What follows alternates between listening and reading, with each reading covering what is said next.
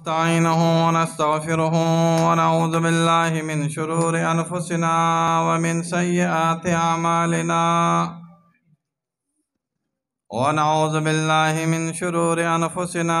ومن سيئات أعمالنا من يهده الله فلا مضل له ومن يضلله فلا هادي له وأشهد أن لا إله إلا الله وحده لا شريك له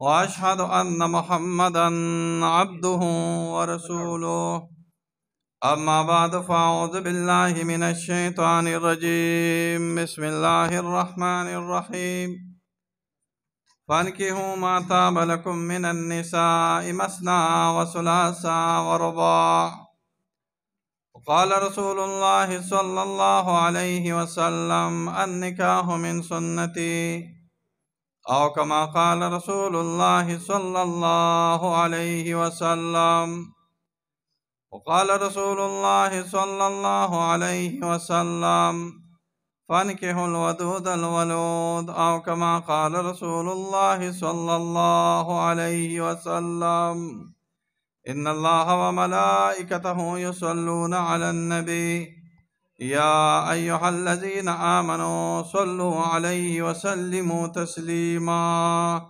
اللهم صل على محمد وعلى آل محمد كما صليت على إبراهيم وعلى آل إبراهيم إنك حميد مجيد اللهم بارك على محمد وعلى آل محمد كما باركت على إبراهيم وعلى آل إبراهيم إنك حميد مجيد. معزز و محترم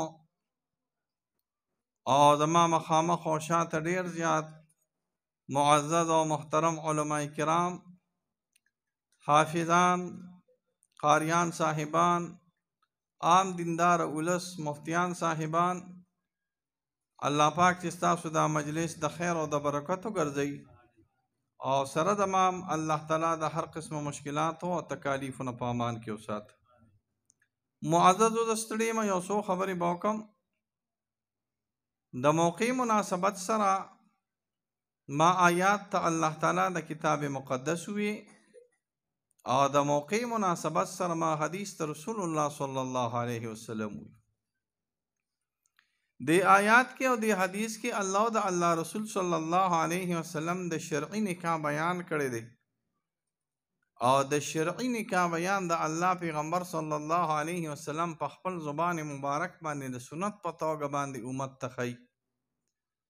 1,24,000 پیغمبران تیر شوي دي. د یو عیسی علیه السلام نه بالاتفاق او د یحیی علیه السلام نه بالاختلاف نقل دي چې هغوی ودونه نه دي کړي. نور 1,40,000 پیغمبرانو تر د محمد رسول الله صلی الله علیه وسلم پورې ودونه کړي دي. د انسان فطرت دی، بلکې د انسان فطرت یو طرف ته د حیوان فطرت دی چې دی مرګري ځان لګوري چې دی د خپل نسل د بړاوې دپاره او د خپل زړه د تسکین دپاره ځان له یو مرګري ګوري. خو د حیوان په مرګرتیا کې او د انسان په مرګرتیا کې فرق دی.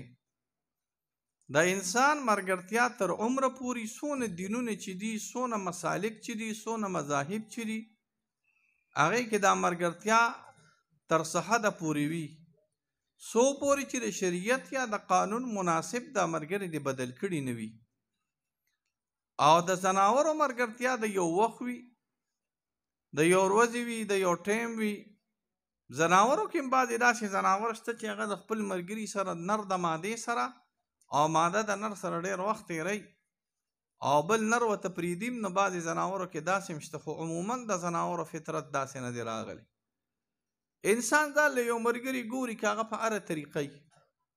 ولې تاسو وایئ چې تاسو مسلمانان نکاح کوئ نو هندوان نکاح نه کوي. نکاح نه مراد نکاح ستاسو د مولا نکاح نه ده، یعنې د خپل رسم و رواج مطابق.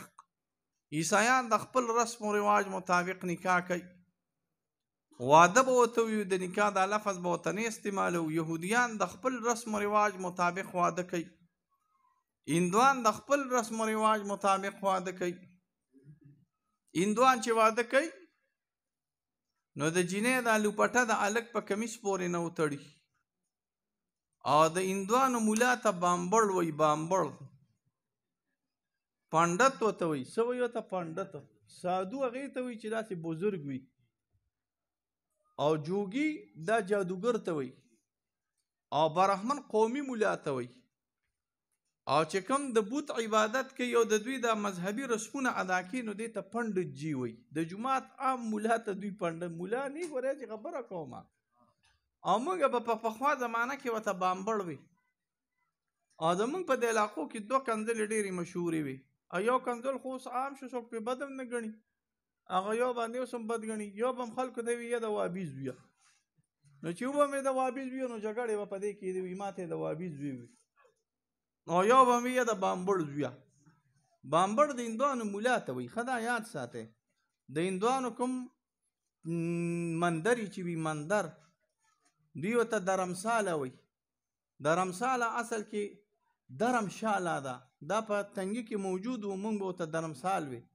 د درمسال ماله به ورته موږ هندوان ما لیدلي دا نه چې زه د سن سینتالیسو مو ما لیدلي نه اوسه پورې هندوان په تنګي کې موجود شربت به خرڅولې زما د یاداشت او د کریانې دوکانونه او زمونږ د تنګیوال د خدای په قهر اخته د مسلمان نه به دغه نه اخیستو سودا راغسته وي زه د هندونه سودا یا خدای دې غرق نه کړي د هندونه ته ولې سودا لي ماشي بایکاټ یې پکار دی هغه ټولو کې مالدار شوی بیا نو زما د وړاندې په تنګي کې هندوانو بامبړان مې نه دي لیدلي پنډتان مې نه دي لیدلي خو د دوی دا درمشاله هندوان مې لیدلي دي نو جینۍ د هلک د لستوڼي پورې یا جینۍ د هلک د لمنه پورې د جینۍ لمنه وتړي او یو بامبړ ناست دی پنډت ناست دی اور یې بل کړي وي جینۍ ته یې داسې اته اووه چکرې داسې ولګوي او دا د ښځه شو عیسایان هم واده کوي د عیسایانو مولا ته پادر وایي خلک ورته پادري وایي هغوی ورته فادر وایي په فې سره اف سره په پي سره نه دی راغلی او د هغوی جومات ته چرچ وایي کلیسا ورته زوړ لغت کې وایي نن سبا ورته چرچ وایي هلته لاړ شي ښځه او خاوند لاړ شي سپینې جامې چولې وي او جینۍ د اوبو نه ګوټو کې او هلک هم د اوبو نه د یو ګیلاس نه ګوټو کې او بس نکاح شوه که په دې ګوټونو کېده که نه نو زمونږ دې ځوانانو به اته شلي نکاحګانې کړې وې ګورې ښه که نه که په ګوټونو کېده نو بس دا ګیلاس ته واله او د اوبه ماله راکړه او بس کاته جوړه په ګوټونو چېرته کېږي په ګوټونو موټونو نه کېږي ګورې شیخه دا ډېر لوی کاته ګورې غواړي د سیکانو د یهودیانو ځان له نکاح راغلی دا داسې په دنیا کې یو قوم راغلی چې هغې نکاح نه کوي اوس ته صفا خبرې کوم ښه دنیا کې یو قوم راغلی دی چې هغې نکاح نه کوي داسې کوم قوم راغلی دی په دنیا کې چې هغې نکاح نه کوي دا جدید سیکولر خلک نه دي دا ځان ته چې لیبرلز وایي او دا ځان ته چې ډېر زیات تعلیم یافته وایي شیخ رشید غوندې ډله دا نکاحونه نه کوي ښه هغوی ځان له هلک ځان له یو یاره ساتلي ګر فرینډ ورته وایي او جینۍ ځان له یو یار ساتلي بوای فرینډ ورته وایي نکاح نه کوي هغوی دا ټولې د فطرت خلاف خبرې راغلي دي دا د پښتو خلاف هم دي دا د عقل خلاف هم دي او دا د فطرت خلاف هم دي نکاح 1,40,000 پیغمبرانو کړې ده او زمونږ د خوږ محبوب محمد رسول الله صلی الله علیه وسلم عادت مو طریقې مو سنت مو درې الفاظ مې استعمال کړه او مې عادت او مې طریقه او مې سنت راغلی اوس نکاح به چا سره کې نو د نکاح لپاره اولنی شرط دا دی حدیث کې راځي د الله پیغمبر صلی الله علیه وسلم فرمایي چې تاسو به نکاح نه دې لپاره نه کوئ چې دا میاندې ګرځي او دا بوډېګانې ګرځي او زویله مې جینۍ کوم او چې د 14 سپومې وي اورېدلي م دي که نه حال دا دی هغه خپل زوی ته چې وګورې نو د منګکورې غوندې مخ یې نیولې وي څه دې لپاره اوس ته د 14 سپومې یو ملا زمونږ کلي کې اوس وفات شو الله دې وبخي ما ته ویې زه به ښځه کوم خو داسې ښځه به کوم چې زه ووینم خو هغه ډېر زیات اسود مو او اقصر مو او اقبح مو دا درې او اقصر مو اقبح مو اسود مو ووره ښه ده ما خبر ما ویې لکه دا ته څه کې د خدای بني آدم دا درې واړه صفات پکې وو وی زه به دا جینۍ ګورم، زه واده کوم خو زه به مې ته خو به یې ووینې خو کتې ولیدې که نه نه به وایي چې ما مړه کړې خو دې ملا له مې ورمکې. اومقه کار شو. جینۍ چې څنګه ولیدې، جینۍ چې مولا ولیده او دا درې صفاتو سره موصوف و، وایي مړه مې کړې خو ګوره دې مولا له مې ورنه کړې. نو مقصد مې دا دی ستاسو ټولې زنانه ګرځوي ښایسته جینۍ ګورم. د الله پیغمبر صلی الله علیه وسلم وایي حسن ګوره، حسن د طبیعت مناسب شی راغلی خو مقصود نه دی راغلی. ګوره جمال مقصود نه دی راغلی، حسن مقصود نه دی راغلی.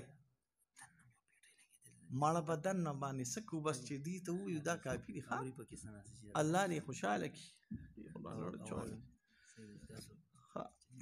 خبره مې دا کوله، حدیث کې راځي د حسن و جمال له وجې نه به د زنانو طلب نه کې. حدیث کې راځي د نسب د وجې نه د پلانکي خان لور راغلې ده، د پلانکي ملک لور ده، د دې د وجې نه به نه کې، د زور او د مټو د وجې نه به نه کې چې دا به سبا ما سره ولاړي په زور کې او په مټو کې د اتو وروڼو خور راغلی ده. نه، یو شي راغلی دی په شریعت کې چې د هغې د وجې نه به کې، هغه څه راغلی دی؟ دین. دین د ټولو نه اعلی شی دی. د حضور صلی الله علیه وسلم بیبیانې مبارکې ټولې دیندارې راغلې وې. طیب د طیبین د طیباتو لپاره دی او طیبات د طیبینو دپاره راغلي. د حضور صلی الله علیه وسلم یو زوجه مبارکه وه، حضرت خدیجه صاحب به یې ورته وي. نوم مو اورېدلی دی که د ماشومانو د جنکو نومونه غلط مه ږدئ.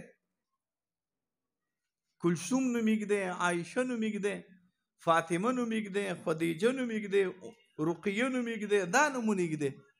روبیو، سونیو، چونی، په سوبي روبي چونی باندې څه کې ښایسته ښایسته د صحابه او صحابیاتو نومونه یږدئ. بچول هم داسې نومونه یږدئ. ګورئ پیشن راغلی د نن سبا داسې نوم یږدي چې هغه په کلي کې نه وي، کلي کې چې نه وي هغه نوم یږدي. تاسو ټول په دې کې مبتلا یې. ګورئ ماشوم یې هغه نوم یږدي چې کلي کې نه وي، ناشنا نوم راغلی. نو څه ناروا نه دی راغلی، خو برکت والا خو نه دی راغلی. که برکت خو هغه نومونه کې چې کوم د برکات والا هستۍ راغلی دي. نو د برکاتو د هستۍ یو نوم حضرت خدیجه صاحب راغلی. خدیجه صاحب د الله د پیغمبر صلی الله علیه وسلم اولنۍ زوجه مبارکه ده. او څو پورې چې حضرت خدیجه صاحب جمدی وه نو د الله پیغمبر صلی الله علیه وسلم بلې نکاح نه وه کړې. او د الله پیغمبر صلی الله علیه وسلم به وي د دوو کسانو احسان د نه شم ورکولی. ما سره ډېر زیات احسان کړی دی، په مال سره یا په ډاډ سره یا په زبان سره. یو د ابوبکر صاحب د احسان بدل زه نه شم ورکولی، او بل د حضرت خدیجې صاحب د احسان بدل زه نه شم ورکولی. دی زما ډېر امداد کړی دی. روایاتو کې راځي د حضور صلی الله علیه وسلم اکثر اولاد بلکې کل اولاد بغیر د ابراهیم صاحب نه چې دا نمبریه قبطیې نه راغلي او دا ټول اولاد د حضرت خدیجې صاحب نه راغلي. او اوله وحی د الله په پیغمبر صلی الله علیه وسلم راغله. او اوله وحی کې یو روب او یو دبدبه د الله په پیغمبر صلی الله علیه وسلم راغله. یا خدا د جبرائیل علیه السلام یې ولید، یا دا دی چې نه هسې بس دا کار داسې د وحشت د تکلیف والا او د رسول الله صلی الله علیه وسلم قلب مبارک کې فی الحال تحمل نو راغلی. نو د دې عدم تحمل د وجې نه د الله په پیغمبر صلی الله علیه وسلم لږ لچ راغی، یا د الله په پیغمبر صلی الله علیه وسلم ګبراهټ راغی. کور ته راغی یو نیکمل او بهترین او اعلی بیبي یې په کور کې نه راغلی وه خدیجه صاحب. وی زملونی زملونی دسرونی په ما یو شړی واچوه، ستاسو د اصطلاح مناسب په ما کمبل واچوه، په ما یو پیړ څادر واچوه. وی ولې محمد صلی الله علیه دا زمونږ د طرف ولې محمد څه چل شوی دی؟ وی زه ناست وم په غار حرا کې نه ناست وم، یو سپین غوندې سړی راغی او ما ته یې وایي چې ته د الله د طرفه پیغمبر یې. وی یاره دا خبره خو ناشنا خبره ده. خو زه زما د ترې یو زوی دی ورقه ابن نوفل ورته ویل کېږي، حدیث د بخاري دی، هغه له به لاړ شو. هغه له چې راغی هغه عالم د اهل کتاب په مکه مکرمه کې اولنی یا دویم نصراني راغلی او د لاتینې یا د یونانې یا د عبرانۍ نه به کتاب تورات انجیل زبور راړه عربی ته د هغې ترجمې به یې کولې، خلکو ته به یې هغه چې راغی حضور صلی الله علیه وسلم ته وایي رواره څنګه چل دی؟ کیسې یې ورته بیان وایي دا خو مقه ناموس دی، دا خو مقه فرشته دی چې په موسی علیه السلام را نازله شوې وه. کاش چې زه تکړه وې، دی داسې لږ ضعیف و، چې زه تکړه وې چې ما په تا باندې ایمان راوړی او چې زه تکړه وې او ما په تا باندې امداد کړی وې چې تا دا خلک د دې کلي نه لرکۍ په هجرت ته مجبوره کړي، نو ما ستا امداد کړی وې.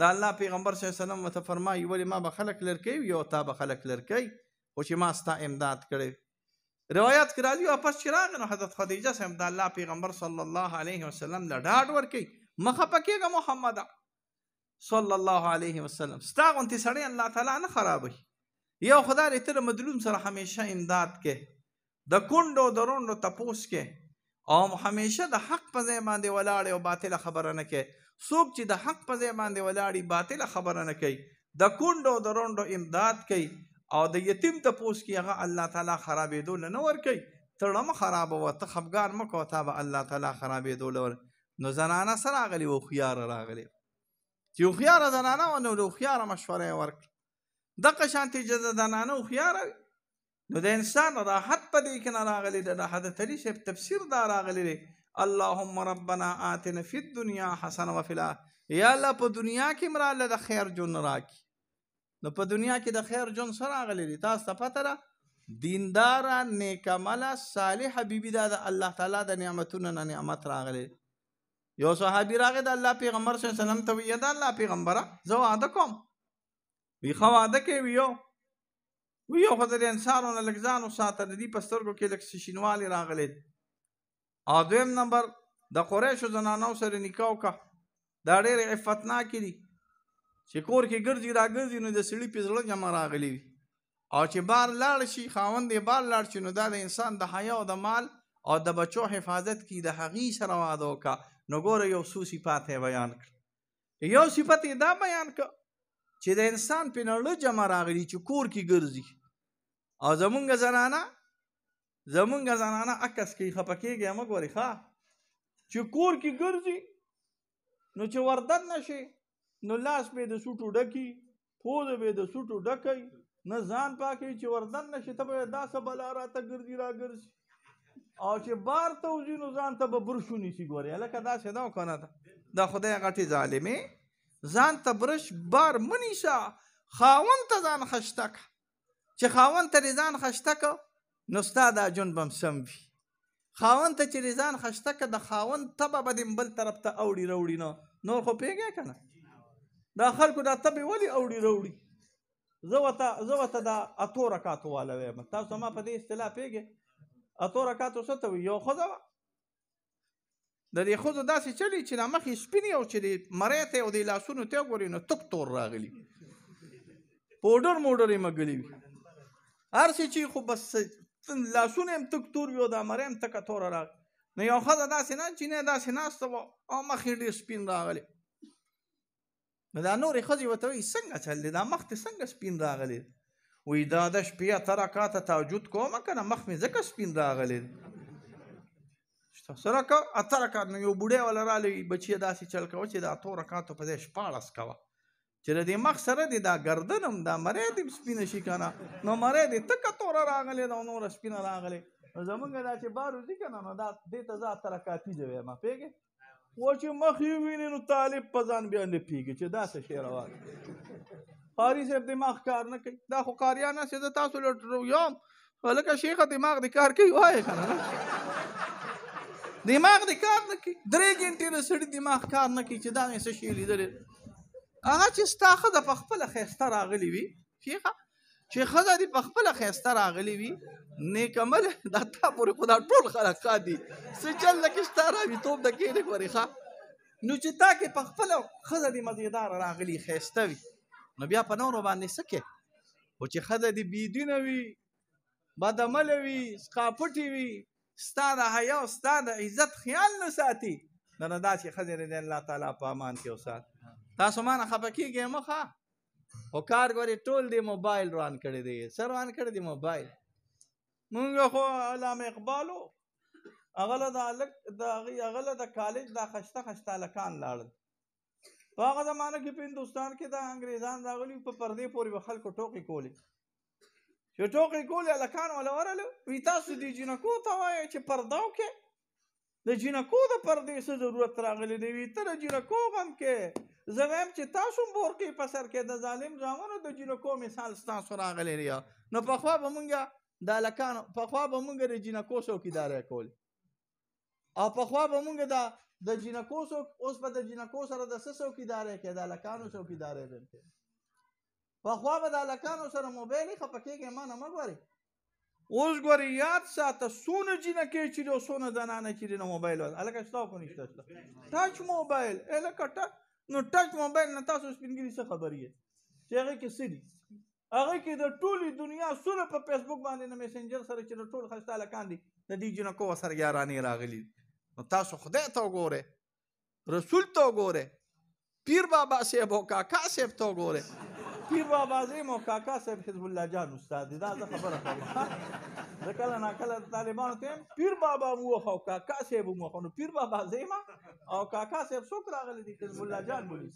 نو پیر بابا او کاکا صاحب ته وګورئ چې ګورئ دې زنانو نه دا موبایل یې وال ټول ماحول دله د زنانو دې موبایلو خراب کړی دی. ګورئ مونږ په جومات کې ناست یو، په مدرسه کې ناست یو، عبدالغفار مولي صاحب یقین وکړه چې 100 جرګې راشي که نه 100 په هغه 100 جرګو کې 90% جرګې نن سبا صرف د دې راغلي دي. په هغه 100 جرګو کې 90% جرګې نن سبا صرف د دې راغلي دي چې جینۍ وتښتېده او جینۍ لاړه او جینۍ له خاوند سره نه لګي او له جینۍ پلار کره وتښتېده او جینۍ لاړه. که دا قیسې دي او که نه دي؟ دا قیسې پکې کمې دي چې د جایداد قیسې دي. زه زنانو دا ولې خفه کېږئ ما نه مه؟ دا ځکه چې دا کم د 8 رکعاتو والا تاسو ووینئ که نه په دې تصویرونو کې یا پارچو کې، نو مور ته په کنځلو شروع شي. وایي دا مور مې ړنده وه خپلې ښځې ته چې وګورې چې هغه داسې منګکورې غوندې ده او دا بله ښځه وایي دا مور مې ړنده ده، وایي دا مور مې د خدای غرقه کې ما دی دا شی کړی دی. نو ولې ته چې ړه لرې نو ولې جنکۍ ړه نه لري؟ هغه چې کله هغه ځوانان نه ویني سم کټي کټي نو هغه چې بیا ته ووینې نو هغه خپلې مور ته په کنځلو شوي. خدای دې مې نامور ړنده کړي دې منګکورې بیزوګر لی زه ورکړې مخسته ځوان دی ولې نه جنجال دغه ځای کې جوړ دی. داسې دا که نه ده؟ ده داسې خو نشي کېدی چې 100 په 100 ښایسته وي. داسې کېدی شي نشي کېدی. دا خو انسان دی، ضعیفه به وي، کمزورې به وي، ښایسته به وي، ناښایسته به وي، ټول کار. ګوره دې بدنظرۍ کې څه جنجال راغلی دی؟ دې بدنظرۍ کې دا جنجال دی چې د بدنظرۍ د وجې د انسان جمعیت ختم شي. څه ختم شي؟ جمعیت. جمعیت څه ته ویل کېږي؟ اطمینان ته. چې ته بدنظري نه کوې که نه نو ستا زړه به جمع وي. نو چې زړه دې جمع وي نو د کور والا سره به دې محبت وي. نو چې د کور والا سره دې محبت وي نو د کور والا به ستا سره محبت وي. نو بیا به عمر تېرېږي. اوس چې تم بدنظري کوي او کور والا دې هم بدنظري کوي، د ستا د بدنظرۍ د وجې نه او د کور د بدنظرۍ د وجې نه جمعیت تړه ختم شي، محبت تړه ختم شي. محبت چې کله دړه ختم شي نو د طرفینو نه ختم شي. د طرفینو نه چې کله محبت ختم شي نو کورونه بیا په دغه وخت کې نه روان شي. ځکه د الله پیغمبر صلی الله علیه وسلم وایي د حیا واله زنانه وګورئ. د څه واله؟ د حیا واله. داسې زنانه وګورئ چې ستاسو د حیا حفاظت کوي. داسې زنانه وګورئ چې ستاسو د بچو حفاظت کوي. سلطان محمود غزنوي زمونږ په دې علاقو باندې په څه زمانه کې نه حمله کړې وه. زمونږ د علاقې دا د هندوانو په لاس کې وي او دې باندې د یو 2 هندوانو حکومت راغلی و. آنندپال به یې ورته وي او راجپال آنندپال به یې ورته وي او جیپال به یې ورته وي. د محمود غزنوي د پلار نوم سبکتګین او د سبکتګین د پلار نوم الپتګین. دا نوم یاد ساتئ. دا ترکانو، دا ګورې پښتانه نو. محمود غزنوي پښتون نو. ګورې شهاب الدین غوري پښتون راغلی دی او محمود غزنوي پښتون نه دی راغلی. هغه یو ځل په پېښور حمله وکړه. محمود غزنوي په پېښور حمله وکړه. پېښور باندې چې حمله وکړه د هندوانو سره جنګ شروع شو. په دې کې جاسوسان رالل او جاسوسانو اطلاع راوړه بادشاه له غزني ته چې ستا غزوی د هندوانو نه تښتېدلی دی. بادشاه ډېر سخت په خفګان کې نه راغی او بادشاه یوه ښځه وه ملکه وه هغې ته کېناسته او ورته وایي ولې؟ وی زمونږ غزوی محمود خو د هندوانو ته مزل میدان پرېښودی دی را تښتېدلی. وي بادشاه په قلار کېنه. داسې پراپیګنډه ده، داسې چېرته خلکو پراپیګنډه دغه کړې ده چې زمونږ غزوی را تښتېدلی. ته په قلار کېنه الله به خیر. 3 ورځې چې تېرې شوې جاسوسان راغلي وي نو هغه اوله اطلاع دروغ راغلې وه. هغه اوله خبره دروغ وه. هندوانو شکست خوړلی دی او مسلمانانو فتح کړې ده. د هندوانو بادشاه خراب شوی دی او د مسلمانانو بادشاه محمود غزنوي په میدان کې ولاړ او فتح یې کړې ده. سړی ډېر په خوشحالۍ راننوت او ښځې ته وایي تا ته څه پته وه؟ وایي ما ته دا پته وه چې کله دا زوی زما وشو نو ما ولې چېرته بې اودسه پی نه دي ورکړی. ما ولې همیشه پی په څه کې نه ورکړي دي؟ په اودس کې نه ورکړي دي. او ما همیشه د الله نه دا دعا کړې ده چې الله پاک زما دا زوی عالم کې، حافظ کې او مجاهد کې. نو چې د یو مور دعا دا وي چې زما دا زوی عالم کې، چې د یو مور دعا دا وي چې زما دا زوی حافظ کې، چې د یو مور دعا دا وي چې زما دا زوی مجاهد کې، نو د مور دا ګود او دا لمن دا د انسان لپاره اولنې د قاریانو او د مولیانو نه مخکې مدرسه راغلې ده. ګورې ښه تاسو له چې رالیږي نو مور ورته چې مسلمانه مور یې که نه، نو ستاسو د رالاګېدو نه مخکې ورته الحمدلله کلمه ښودلي، چې تاسو له رالیږي نو مخکې په مانځه باندې پی کړي وي، چې تاسو له رالیږي نو مخکې په دین باندې پی کړي وي، چې تاسو له رالیږي نو هغې په الله الله باندې غټ کړي وي. ګورې ښه خو چې مور مسلمانه وي او مور پښتنه وي، او چې مور نه مسلمانه وي او نه پښتنه وي، نو زموږ په علاقو کې څه رواج دی، بچې چې کله د خبرو شي نو پلار ورته وایي ها شابه دته کنځلو که که نه، ها شابه دا وي که نه دته کنځلو که، نو اول خوله وله په کنځلو کولو کې، نو چې په اول خوله په کنځلو کولو کې تا بیا توت تقیږي، دا خفه کېږه مه ګوره. اوله خبره ورته د بسم الله الرحمن الرحیم، اوله خبره ورته د لا اله الا الله، اوله خبره ورته د دین وکړه. او چې تا اوله خبره بچي ته د دین وکړه، نو د دې اول استاز دا د مور راغلی ده. اول استاد یې که کامیاب وي دینداره وي نو بچی باندې کامیاب وي، او اول استاد یې که بېدینه راغلي نو بچی باندې بېدین راغلي. الله تعالی هم د بېدینو ښځو نه په امان کې وساته، نیکمنه ښځې دې الله درکړي چې هغه ستاسو د راحت او د قلب ذریعه وي، په دې دنیا کې هم د خیر ذریعه وي او په آخرت کې هم د خیر ذریعه وي. نور تقریر نشم کولی، ستړی ما. زموږ حضرت مفتی احسان صاحب او عبدالغفار مولوي صاحب او دا ټول مفتی انعام صاحب دا ټول به انشاءالله ته به هم تقریر وکړي. ښه ستا خو کړی دی خو خیر دی وکړه، یو دوه درې خبرې به ټول کوي انشاءالله. وصلی الله علی خیر خلقه محمد و آله و اصحابه.